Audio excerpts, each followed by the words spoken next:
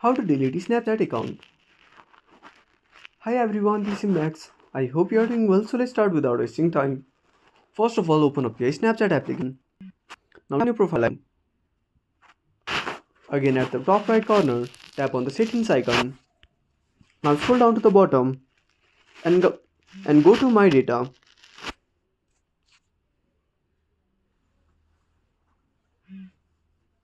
Now tap on manage account. Now scroll down a bit and tap on delete my account.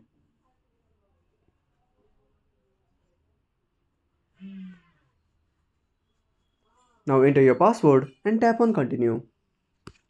So that's it.